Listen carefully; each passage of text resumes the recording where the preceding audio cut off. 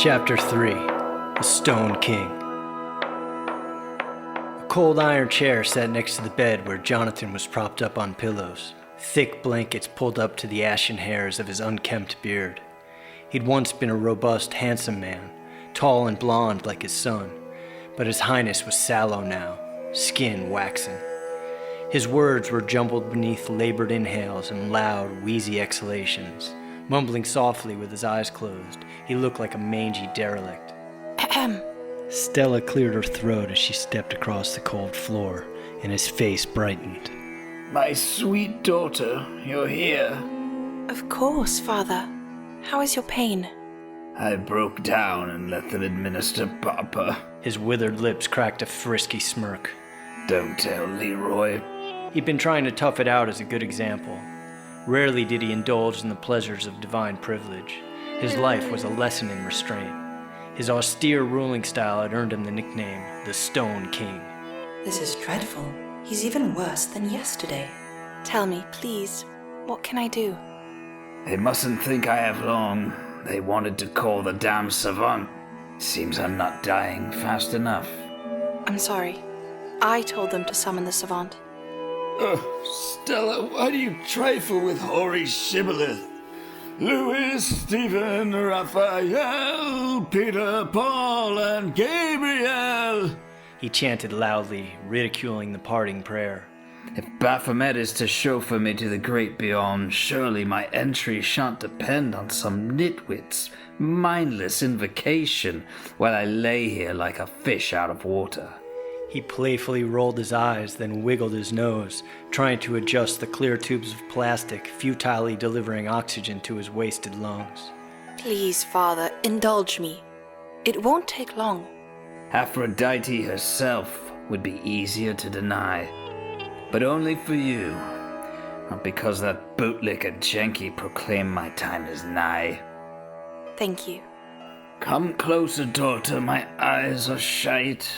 Let me look upon your beloved face once more before they drift my bones down the river of tears. Is someone else there? As she took his frail hand, she could feel the lesion she'd failed to notice in the bleary light. It's Valentine. I trust her. He did as well, although his judge of character had failed to keep his family safe during his long reign. His shallow breath whistled as the light of the gas stove flickered onto her fresh face. Oh, daughter, how I love thee! If only I had more time to count the ways, but death has ripened swiftly, and there is much to explain. She wasn't sure how to respond. It was unlike him to be so maudlin. Please don't trouble yourself. Your comfort is all that matters now. Trouble doesn't need my help. Grief cracked his voice. I never suspected the throne would pass to Leroy so soon. His soul is worthy of the Gian Khan, but he's a child, and ruling is onerous even in the best of times. Unfortunately, these days it's an impossible job. Oh gods, that cough is miserable. Father, please. Now is not the time. You have to rest. No, daughter, there is no more time. The people will be told I died of lava lung. But this is not that. My death will be murder. She lowered her head, her mind's eye trembling as she recalled the assassination attempt a decade earlier. His wife had not survived. I know not which impostors they contracted, but clearly Muldoon and those infernal Ophidians are behind it. He'd surely made many enemies over the years, but this didn't make any sense. Perhaps his mind is going. Father, how could this happen? I was daft not to heed your suspicions about Jenky. I just figured him a wanton varlet with poor look at Bunko. But when I became ill, it was clear his brains were in the heels. So I consulted another mender. The symptoms are similar, but she's analyzed my blood and is confident this is not lava lung. I'm not surprised. The outbreak was years ago. The air in Kairos is the cleanest in Bokhara. She, Your Grace? You know of whom I speak. I was not aware Kaelor Keelan was still alive. Didn't she go mad? She's always been prone to eccentricity, and she's blind now, but crazy. Perhaps her disposition has the scope that dotage delivers, but nonetheless, she's a brilliant healer. She cured many during the pandemic. I was young, but I remember the Johns watching her trial on the brain screen at the flytrap. You pardoned her? No, had I done that, they'd have screamed for both our heads. But sparing her life didn't win me any friends.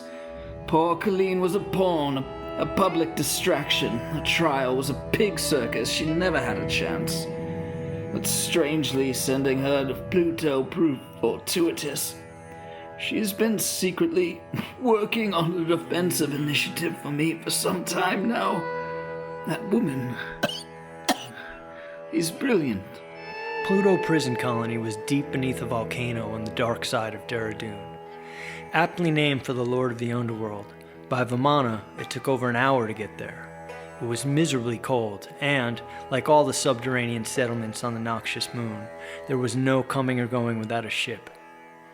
Dehradun was the closest civilization to the Capricorn Gate, an ingress to the space-bending maze of wormholes connecting the star systems.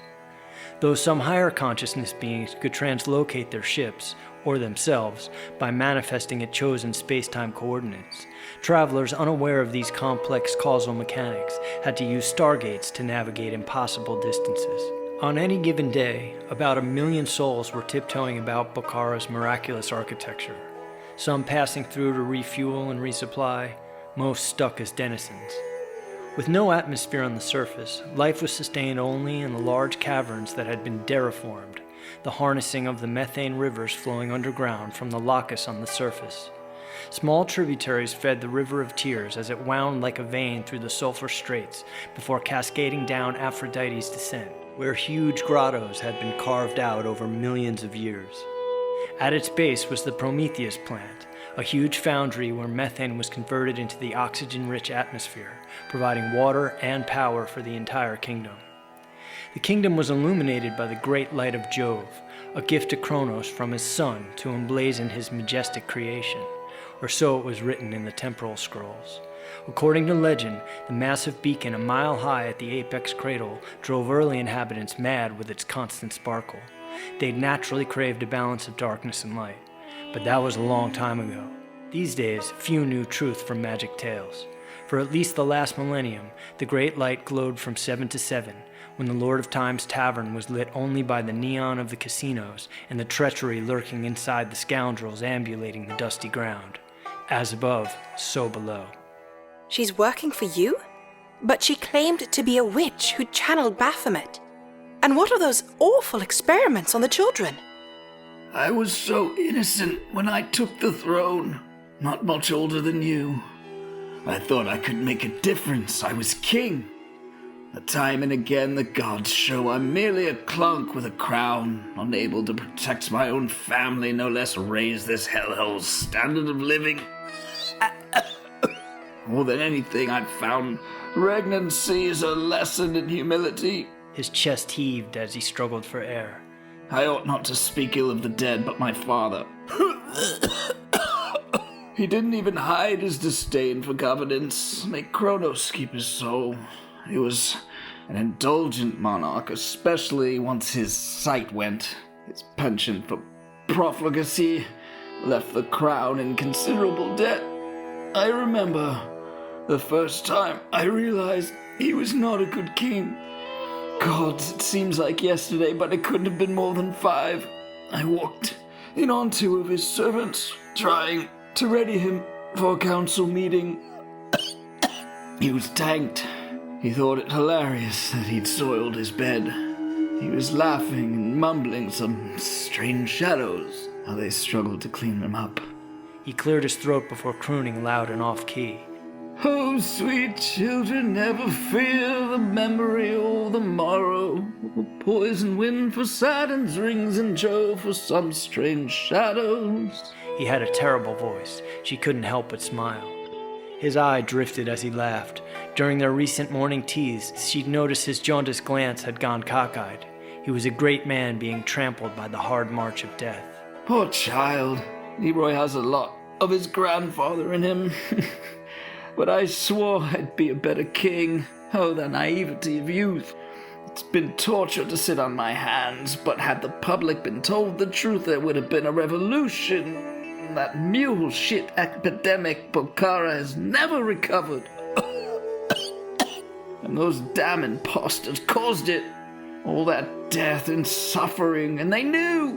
There were tears in his eyes. He was unaware of how loud he was speaking. Father, please. Imposters? You're frightening me. I don't understand. The lava-lung outbreak, Kaleem's trial, lies, all of it. The stain on my kingdom, the pox on my reign. Lies? Are you saying Mendor Keelan didn't do those things? Oh, it's worse than that, daughter. She deserved a parade. Instead, they made her a pariah. Who wouldn't have gone mad? I tell you, when the imposters let loose their wicked beast machine, it's astounding what calumny they can pull off.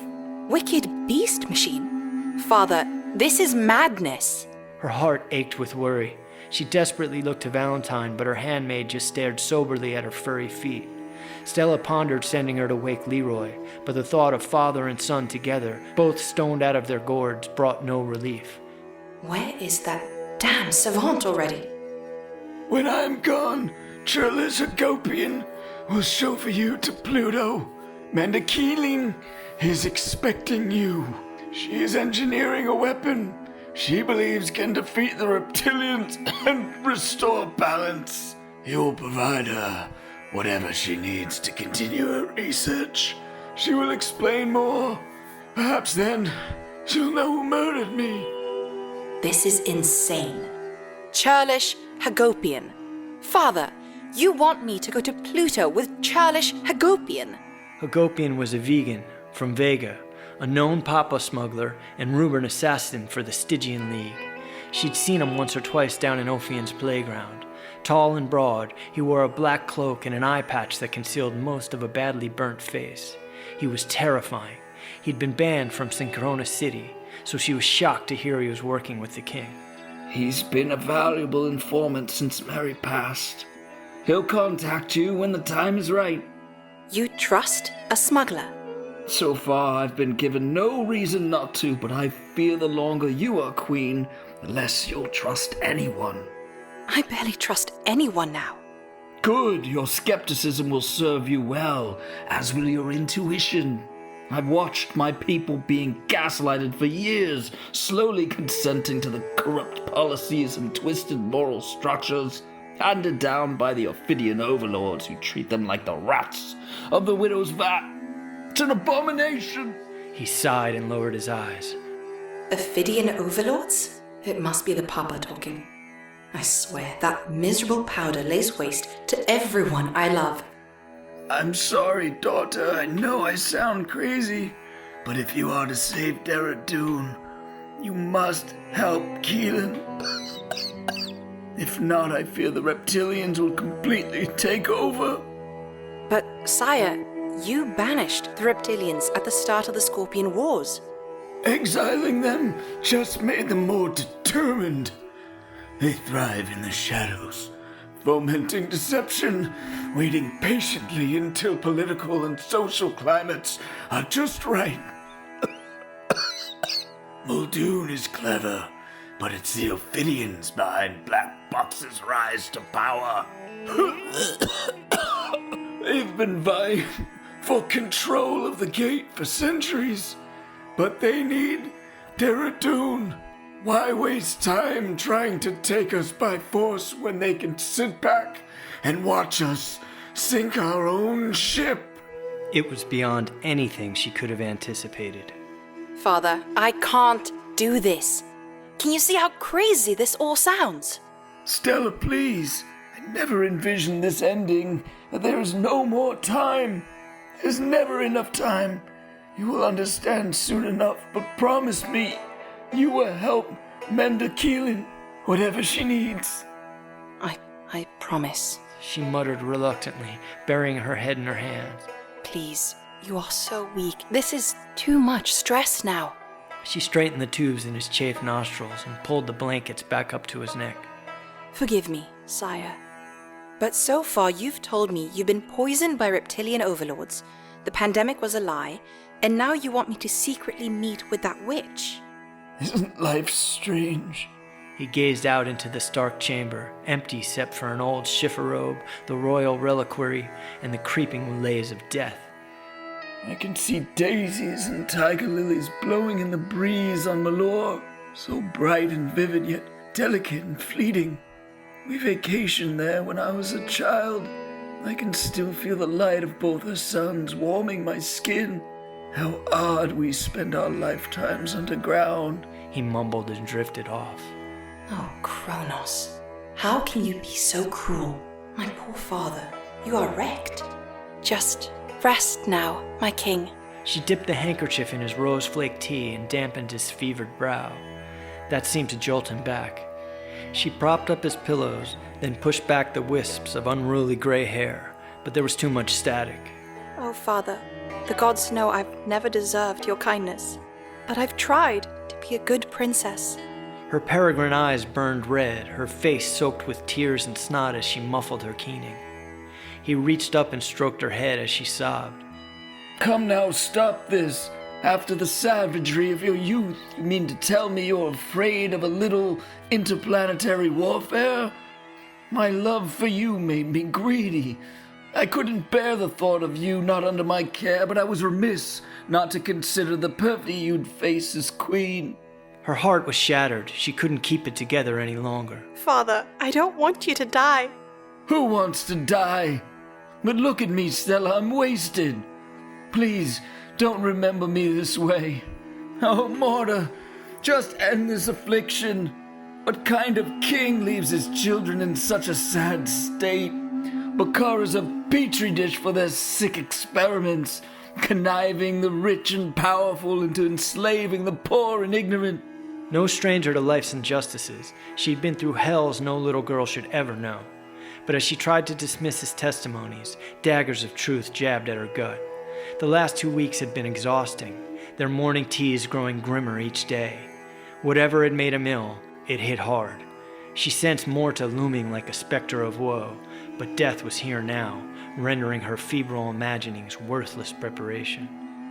I wish I could just disappear. Clearly, Kronos had other plans. As she contemplated the unspeakable things she'd done to survive, the room spun wildly, her life somersaulting into an abyss. Jove's eye was slowly opening, illuminating the subterranean morn, as she stared out the foggy window, neurotically stroking his frail hand. Turns out comfort had a price. Only Aphrodite knows why you've been chosen to fend off the rising tide of devilry. But you must stop them.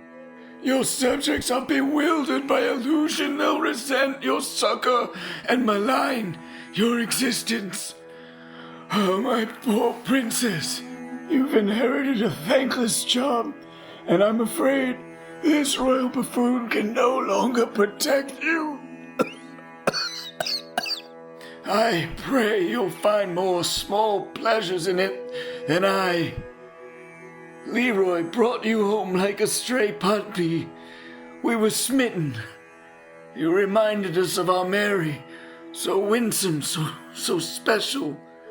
My greatest satisfaction has been watching you grow into the woman you've become. When I pass, I'm trusting you to be my son's compass and guiding light. That is why I've created a new scene on the council. I'm naming you Namagiri. Father, no! You can't! There wasn't a Bokaran alive who could remember a Namagiri. The Stone King's parting gift to his adversaries gave Stella a tie-breaking vote on the Royal Council, making her the most powerful woman in a century. Reality doesn't change simply because we turn our backs on it. You are strong. You will be okay. He gently squeezed her hand. Okay, enough doom and gloom. Let me spend my last moments enjoying my daughter. Our bond is deeper than blood.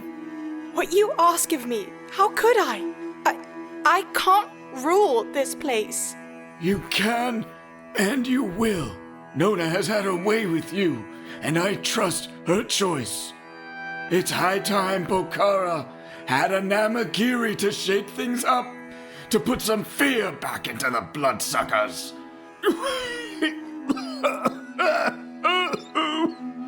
Let Synchronous whine and wail, the Sephora, the Synod, sycophants and backstabbers, all of them. I have not adequately prepared you for the path ahead, but my words can't make you believe. You must see for yourself. In the bedside drawer, there is a disc. Run the program in your pod. Kronos knows you take enough excursions. At least this way, you can learn the truth about the reality you're trying to escape. Will this lunacy never end? How does he know about my new pod? The hair bristled on the back of her neck. He was right. She had been taking too much leisure. A program? Father, what are you talking about? I have an insider at Hermes, an orchestrator. He's designed an excursion to educate you on Deradoon's secret history, the hidden hand running Pokhara. Kaelor Keelan needs you up to speed to understand how she plans to thwart the Ophidian takeover. Open the drawer. She was surprised to actually find a small leisure disc in a clear case. No one but you has access to that program. When prompted, you'll give the password, Vasulka. Only that will begin the excursion. Do not forget. Vasulka? She'd never heard that word. Menda Keelan believes the Vasulka is coming to save Deradoon.